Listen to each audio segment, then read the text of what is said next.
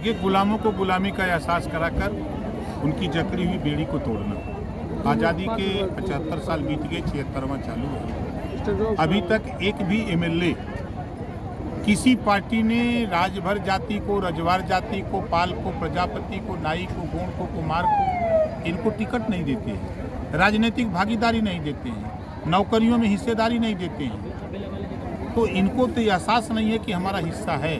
27% reservation पूरे देश में लागू है और 27% रिजर्वेशन में आप देखिए, आप अगर गोपालगंज में टटोल लीजिए, किसी थाने पर दरोगा नहीं मिलेगा, राजभर नाई नहीं मिलेगा, पाल नहीं मिलेगा, प्रजापति नहीं मिलेगा। ऐसा क्यों? जब सामाजिक न्याय की बात हो रही है, रिजर्वेशन सबके लिए, पिछड़ों के लिए, तो फिर उस पर अमली जामा क्यों नहीं पहनाया जा रहा है? इसको लेकर के आप बिहार में आए, उत्तर प्रदेश से चल के, क्या बिहार में लोकसभा चुनाव में आप भाग आजमाएंगे अपना? 40 लोकसभा लड़ेंगे। ये ऐसा भी हो सकता है किसी पार्टी से गठबंधन करेंगे? गठबंधन का युग है। आप देख रहे हैं कि नीतीश जी कभी भाजपा से, कभी लालू जदयू आरजेडी से, कभी किसी से गठबंधन होता है। वही हाल लालू जी का है, वही हाल भाजपा का है, वही हाल कांग्रेस का है, वही हाल सारी पार्टियों का। तो ये गठबंधन का युग चल रहा है। हम पहले अपनी ताकत को पैदा करें। जिस दिन ताकत को, हमारी ताकत का एहसास हो जाएगा, उस दिन अपने आप मामला ठीक हो जाएगा। सर, जातिगत जनगणना पे क्या कहेंगे जो बिहार में? देखिए, हम जातिवाद जनगणना से सहमत नहीं हैं, क्योंकि जब मैं गाँव में लोगों से वाच किया, जनगणना जब रिजल्ट आया तो मैंने वाच किया 126 गाँव में, तो गांव के लोगों ने बताया कि हम लोगों के गांव में कोई आया ही नहीं। जातिवाद जनगणना कैसे? उसकी गिनती होती है जब दरवाजे जाओ, कितने परिवार में हैं, कितने लोग शिक्षित हैं, कितने लोग नौकरी में हैं, कितनी ज़मीन है, कै भाई हो, क्या करते हो, ये आंकड़ा आना चाहिए ना। लेकिन वो वहाँ गए ही नहीं।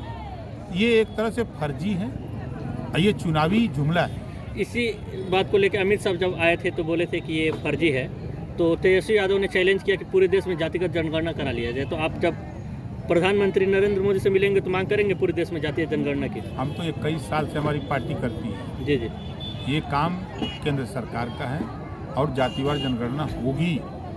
हम कह रहे हैं जातिवार जनगणना होगी। यूपी में कब होगा सर?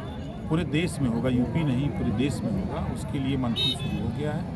देखिए, जनता जब चाहने लगेगी तो नेताओं को करना पड़ेगा। जी जी। कल तक हम अकेले बोलते थे, नहीं किसी को सुनाई देता था। आज राहुल जी बोल रहे हैं, अखिलेश जी बोल रहे हैं, नीतीश जी बोल रहे हैं, तेजस्वी बोल रहे हैं, ममता जी बोल रही हैं, उद्धव ठाकरे बोल रहे हैं, देश के सभी नेता बोलने लगे। लेकिन अब जिसके साथ है मोदी जी नहीं बोले सिर्फ गरीब ही एक जाति है। आपको शायद पता नहीं, अभी 15-16 दिन पहले पूरे देश के चुनिंदा लोगों को जुटाया गया था, इसी पर डिस्कस हुआ। जी जी। और ये तय है कि आज नहीं तो कल होगा ही होगा।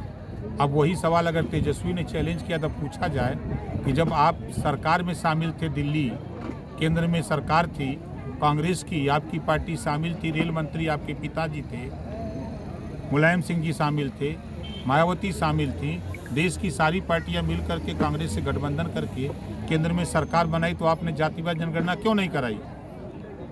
ये भूल गए वो लोग जिनके साथ वो गठबंधन किए हैं। 2011 की जातिवाद जनगणना सार्वजनिक करने की बात आई, उस बिल को सदन में किसने फाड़ा? यही राहुल जी ने फाड़ा था। तब ये कहाँ थे इनकी पार्टी के सांसद? क्यों नहीं विरोध किया उस समय? ये क्या बात करेंगे लोग? ये मंच पाइक पर चाहे जितना बोल लें, हम तो चुनौती देते हैं, बैठा दीजिए डिबेट पर कहीं, अब बहस कर लें। आप अपने मंच के माध्यम से क्षेत्रीय पार्टी जो है और राष्ट्रीय जनता दल हो या जदयू हो, सभी नेताओं को आप चैलेंज दिए हैं। ओम प्रकाश राजभर बिहार में अपने आप को कहाँ देख रहे हैं? हम जीरो से शुरू किए, हीरो बनाएंगे।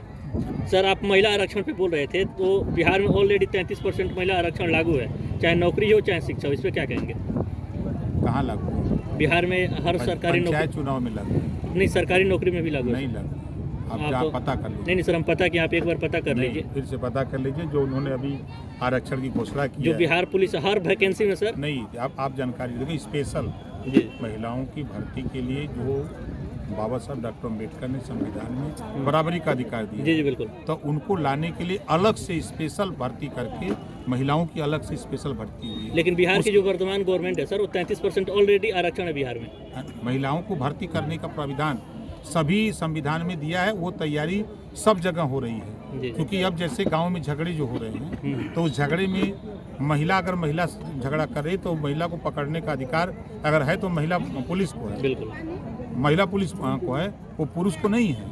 इस नाते सबको मजबूर कर दिया है संविधान कि वो व्यवस्था लागू करे। सर 30 सालों से लालू और नीतीश बिहार में राज करते हैं, यही कह के कि हम दलितों का मसीहा हैं, लेकिन अभी तक दलितों को उद्धार नहीं हुआ। क्या आप जिस तरह से आगे बढ़ रहे हैं, आपकी सरकार बनती है किसी भी गठबंधन से, क्या इन दलितों का आप आगे लाएंगे? जिसकी जितनी संख्या भारी उसकी उतनी हिस्सेदारी। सर बिहार में आप यूपी में उठा के देखिए, आपने देखा कि दिल्ली से जो योजना आई, इसके पहले अखिलेश जी की भी सरकार थी, मायावती जी की भी, कांग्रेस की भी थी। यहाँ बिहार में नीतीश जी की है, लालू जी की है, यही लंबे समय से उठापटक चल रहा है। आज आयुष्मान कार्ड बन रहा है, उसकी जानकारी देने के लिए सरकार गांव में जा कर के खुद सरकार गांव की तरफ मुख कर रही है। सारे स्टॉल लगेंगे सभी विभागों के और गांव की समस्या वहीं तय उनकी समस्या का समाधान होगा। चाहे आयुष्मान कार्ड बनाना हो, चाहे राशन कार्ड बनाना हो, चाहे आवास की समस्या हो, चाहे खतौनी की समस्या हो, कोई समस्या, सारी समस्या के समाधान के लिए सरकार गांव में जा रही है। वो चीज़ें हम यहाँ भी चाहते हैं कि सरकार पटना में न बैठे, सरकार लखनऊ न बैठे, सरकार दिल्ली न बैठे। अगर हमारे लोग वहाँ तक नहीं पहुँच पा रहे हैं, अधिकारियों से नहीं मिल पा रहे हैं दफ्तर में, तो वो सरकार के अधिकारी गाँव में चले, स्टॉल लगावें, वहाँ जनता अपनी बात कहे और उसके निस्तारण के लिए व्यवस्था बनी है कि सारे पंजीयन हो रहे हैं, उस समस्या का समाधान करने के लिए व्यवस्था बन रही है। तो हम लोग उस चीज़ को देखिए, नारा देने से नहीं होगा, कानून बनाने से। संविधान में कानून है ना, पूरे देश के लिए एक कानून है।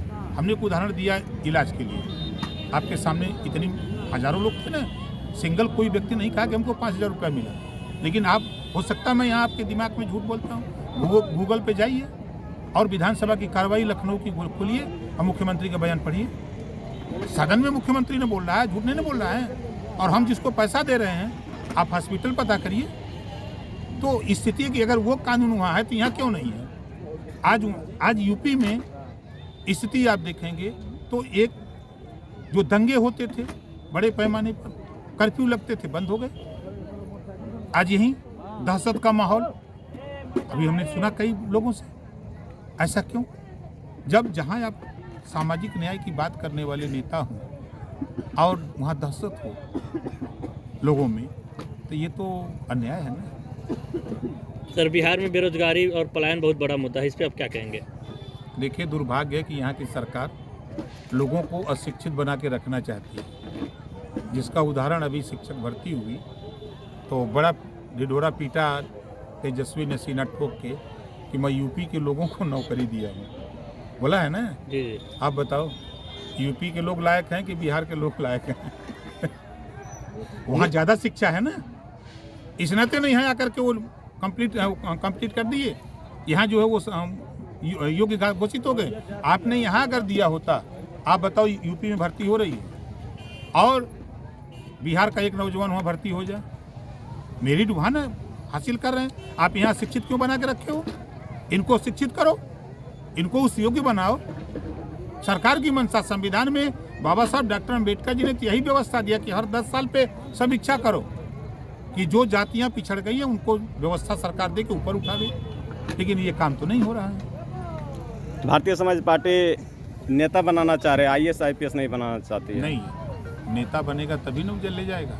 जिसको खुद नहीं पता है कि आज भी आप सर्वे करा लीजिए, 95% गरीब कमज़ोर के माँ बाप को ये नहीं जानकारी है कि हम बच्चे को इंजीनियर बनाना चाहते तो कौन सा विषय पढ़ाएं। पता लग रहा है कि उसका बच्चा इतिहास पढ़ रहा है, वो अपने बच्चे को डॉक्टर बनाने का सपना पिरोया है और जाकर के उसका बेटा पढ़ रहा है। कैसे बनेगा?